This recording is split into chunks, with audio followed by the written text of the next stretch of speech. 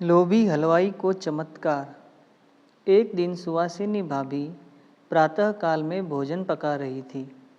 उसी दौरान बाल प्रभु घनश्याम रसोई घर में आए और अपनी भाभी जी से बोले, भाभी, मुझे बहुत भूख लगी है, जल्दी से कुछ खाने को दीजिए।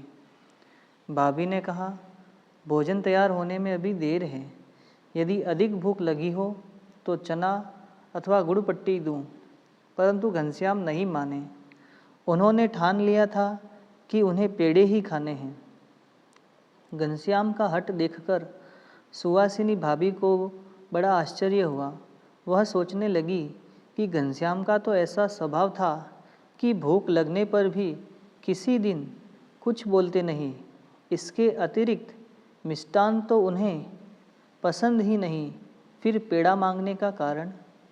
आटा गूंथते समय सुवासिनी भाभी ने अपनी अंगूठी निकालकर बगल में रख दी और हंसती हुई बोली, यदि पेड़े खाने हो तो मिठाई वाले हलवाई के पास जाइए, यहाँ कुछ नहीं मिलेगा।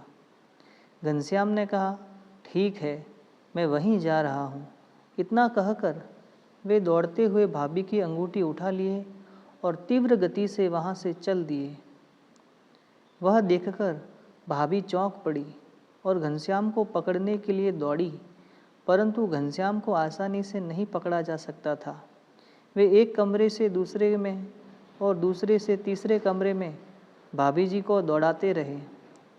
भाभी ने बड़े भाई का भय बतलाते हुए कहा, इस प्रकार अंगूठी चुराकर पेड़े खाओगे तो बड़े भाई बहुत मारेंगे। सुवासिनी भाभी की बात सुनकर घनश्याम ने दूर से ही अंगूठी दिखाकर कहा, भाभी जी, आपके सामने से ही मैंने अंगूठी ली है, चोरी कहाँ की।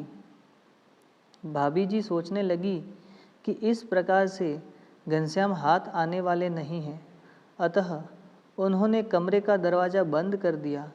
परंतु यह क्या, घनश्याम कमरे से बाहर आंगन में खड़े खड़े मुस्कुरा रहे थे। भाभी जी को अंगूठी दिखाकर चिढ़ाते हुए वे अंगूठी लेकर हलवाई की दुकान पर जा पहुँचे। हलवाई को अंगूठी दिखाकर घनश्याम ने कहा, मुझे सारी मिठाइयाँ दे दो तो मैं आपको यह अंगूठी दूँ। हलवाई बड़ा लोभी था।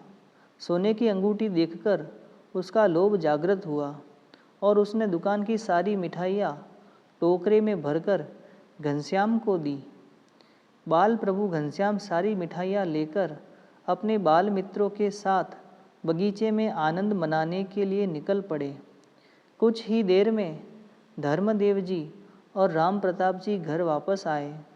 घनश्याम के विषय में सारी बातें सुनकर वे दोनों क्रोधित हो उठे। उसी दौरान घनश्याम भी दौड़ते हुए वहां आए और भक्ति माता की गोद में जाकर बैठ गए। घनश्याम को देखते ही राम प्रताप जी ने क्रोधावस्था में ही पूछा, घनश्याम, अंगूठी कहाँ है। घनश्याम ने कहा, अंगूठी के बारे में मुझे कुछ भी नहीं मालूम। इतना सुनते ही राम प्रताप जी स्वयं को संभाल न पाए और घनश्याम के गाल पर एक थप्पड़ लगा दिए। घनश्याम रोने लगे। रोने की आवाज़ सुनकर सुवासिनी भाभी दौड़कर आई और घनश्याम को उठा ले गई। भक्ति माता भी बीच बचाव करने लगी। अंततः सभी लोग घनश्याम को साथ में लेकर हलवाई की दुकान पर गए। वहां पहुंचने के बाद धर्मदेव जी तथा राम प्रताप जी ने हलवाई से पूछा, घनश्याम ने तुम्हें कोई अंगूठी दी है।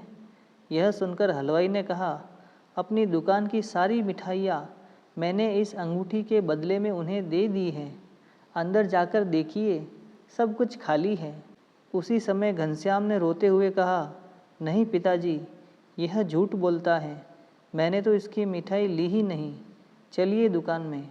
इतना कहकर घनश्याम धर्मदेव जी और राम प्रताप जी का हाथ पकड़कर उन्हें दुकान के अंदर ले गए। दुकान में जाकर घनश्याम ने कहा, देखिए, सारी मिठाइयाँ यहीं हैं